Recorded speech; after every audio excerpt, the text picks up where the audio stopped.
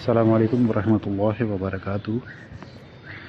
बहुत से दोस्तों का इज़हार था कि मानसून के डायनामिक्स को कुछ आसान अल्फाज में जो है समझा दें, क्योंकि इसके मुतालिक कोई उर्दू में या कोई आसान अल्फाजों में कि एक लेमन भी उसको समझ सके, इस तरह का कोई मटेरियल, कोई वीडियो इस वक्त पाकिस्तान में मौजूद नहीं है। तो सोचा कि अपने अल्फाजों में जिस हद तक मैं समझा सकूं तो वो मैं समझाने की कोशिश करता हूं।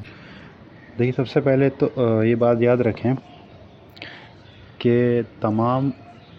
जो वेदर पैटर्न्स होते हैं उनको ड्राइव करने के लिए और उनमें उतार चढ़ाव के लिए और जो भी उसमें रद्द-बदल होती है, उसके लिए सबसे अहम सोर्स जो है, जो कि हमारी दुनिया का सोर्स ऑफ एनर्जी भी है, वो है सूरज। आपने सूरज की पोजीशंस को और सूरज के जो वेरिएशंस हैं, अगर आपने उनको समझ लिया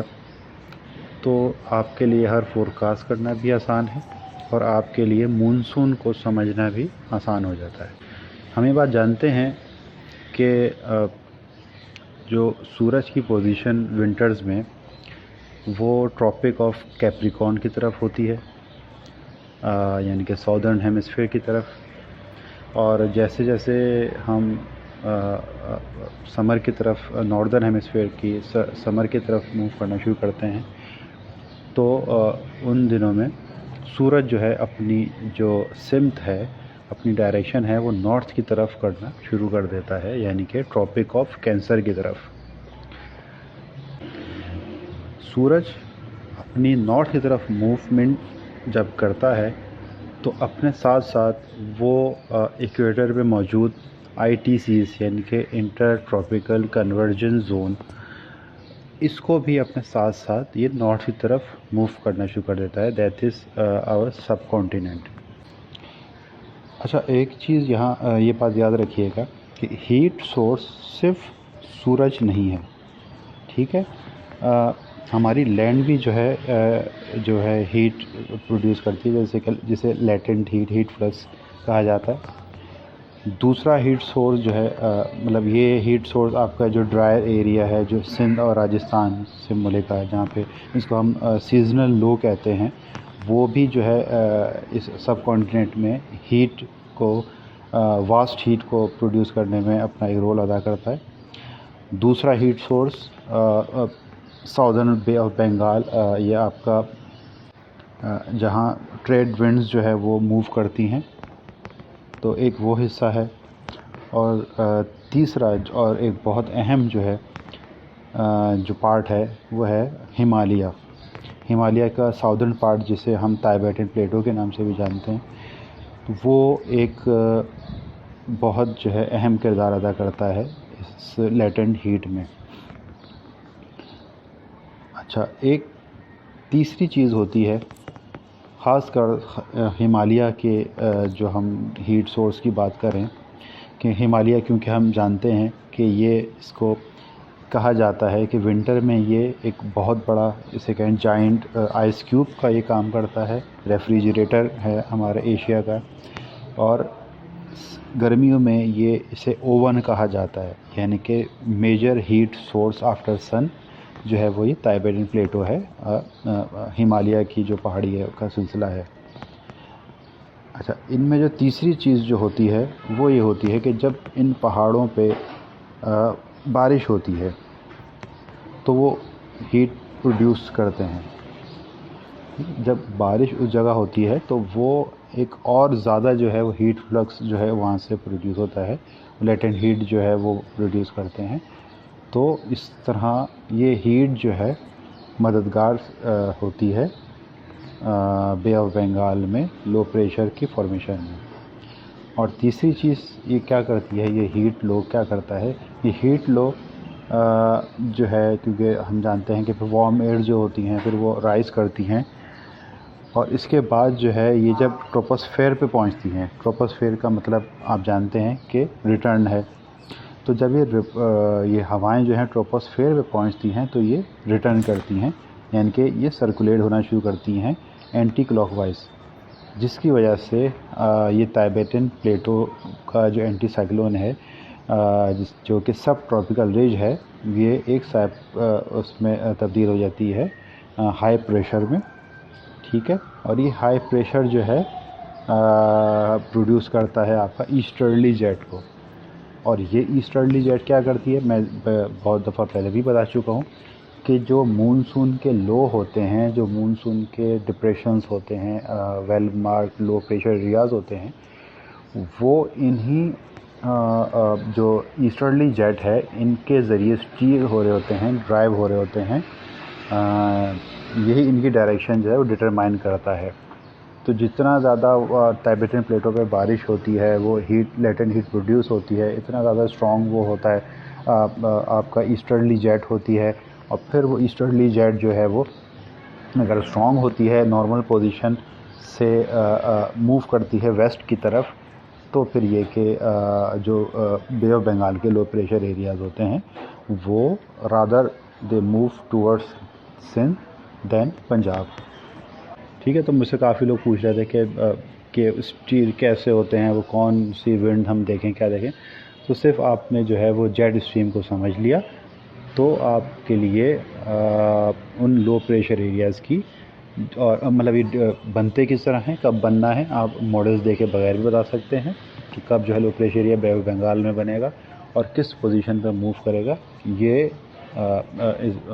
आप डिसाइड कर सकते हैं जेट स्ट्रीम की स्ट्रेंथ को देख के, उसकी पोजीशन को देख के, और उसका जो सेंटर पॉइंट है वो लैंड पे है, सी पे है, या टाइबेटन प्लेटो पे है, जो कि मानसून ब्रेक के पीरियड में उस तरफ मूव कर जाता है। तो ये आपके लिए फोरकास्ट करना आसान हो जाता है। अच्छा, इस हीट के बाद जो एक अहम फैक्टर होता है मानसून का,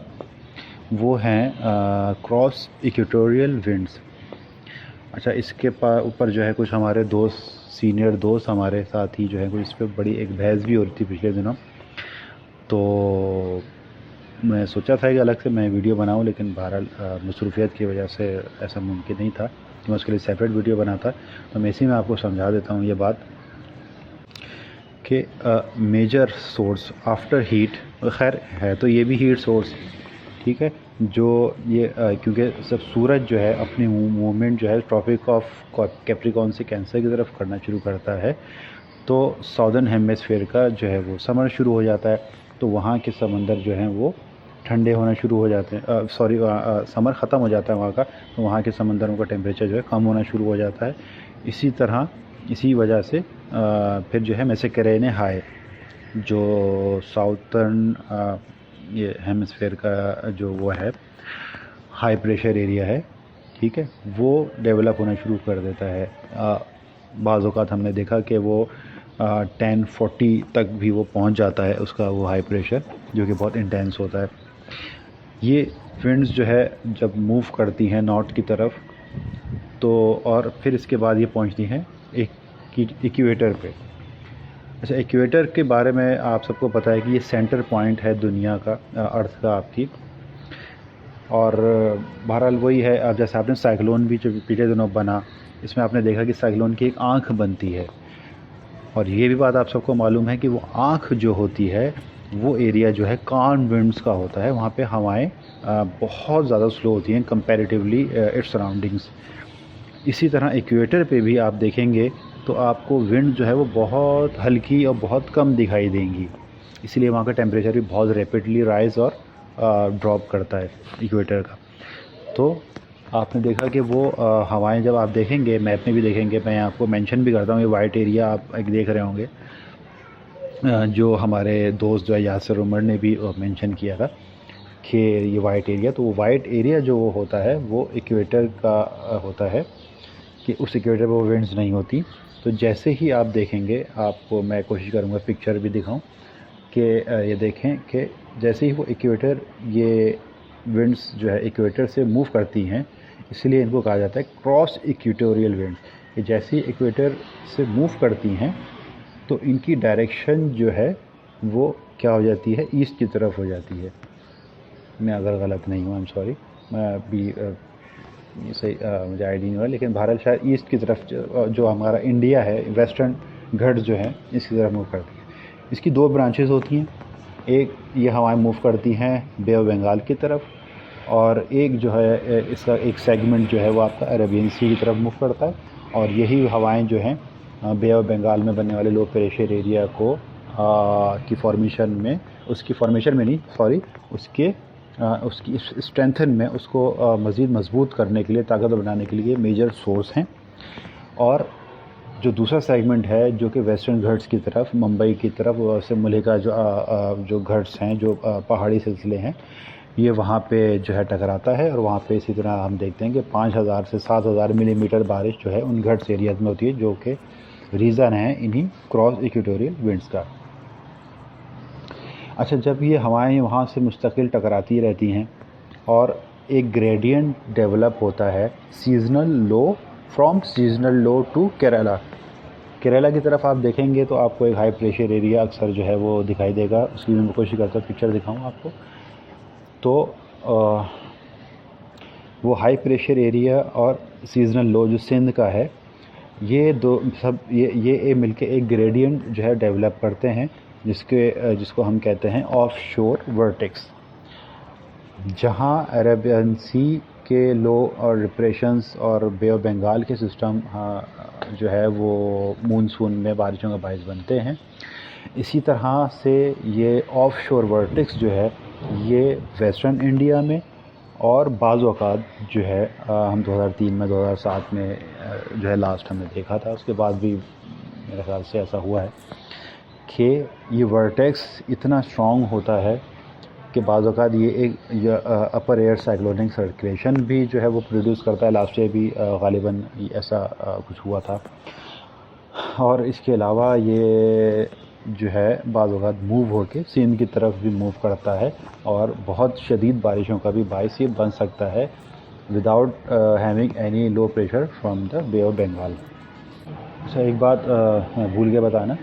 कि वो एक हमारे दोस्त ने ये बात कही थी कि ये जो क्रॉस इक्वेटोरियल विंड्स हैं ये गुजरात की तरफ इसलिए मूव करती हैं कि क्योंकि जो है वो नॉर्थ की जो वेस्टर्न डिस्टर्बेंस की वजह से जो हवाएं होती हैं वो उनमें कसाफत ज़्यादा होती है, उनका मास, उनका क्या वॉल्यूम क्या कहेंगे उसको, आई एम सॉरी फिज़िक्स मेरी उतनी कोई अच्छी नहीं है, कि वो उसका वॉल्यूम ज़्यादा होता है, उनमें कसाफत ज़्यादा होती है, तो इसलिए। और जो हमारी उसकी विंड्स होती हैं क्रॉस इक्वेटोरियल विंड्स, वो वार्म होती हैं और उनमें ताकत नहीं होती, तो इसलिए वो नॉर्थ की जो विंड्स हैं वो उनको मूव कर देती हैं। ऐसा नहीं है, देखें होता ये है कि कोरियोलिस इफ़ेक्ट एक होता है कि how earth is moving, rotating, ठीक है। हमारी जो अर्थ की मूवमेंट है वो इस विंड्स को जो है जब इक्वेटर से मूव करती हैं तो वो उसको मूव कर देती हैं टुवर्ड्स गुजरात। ये किसी हवाओं की वजह से नहीं हो रहा होता, ये अर्थ की मूवमेंट की वजह से हो रहा होता है। और ये हवाएं जो हैं सिंध में भी मौजूद होती हैं, जैसे कि पिक्चर में आप देख रहे हैं, ये मीन विंड्स है उसका लो लेवल जेट की, ठीक है। और ये जो है पाकिस्तान पे भी आप देख सकते हैं, कराची में भी इनका मुस्तकिल जो है वो आना जाना रहता है ड्यूरिंग जून टू अगस्त। ठीक है, मेरे ख़्याल से मैं अच्छे खासे पॉइंट जो है कवर कर लिए हैं। फिर भी अगर किसी को कोई क्वेश्चन हो तो ज़रूर पूछ लीजिएगा। बाकी मानसून फोरकास्ट के लिए मैं कोशिश करता हूँ, आज इतवार का दिन है, अगर कर सकूँ मानसून की फोरकास्ट तो इंशाल्लाह आज कर दूँगा, वरना फिर ये कि मंडे नेक्स्ट इसी वीक में इंशाल्लाह ट्यूसडे वेडनेसडे तक मैं पूरी कोशिश करूँगा कि मानसून फोरकास्ट की भी एक वीडियो बना के अपलोड कर दूँ। ठीक है, जज़ाकल्लाह, अस्सलाम वालेकुम।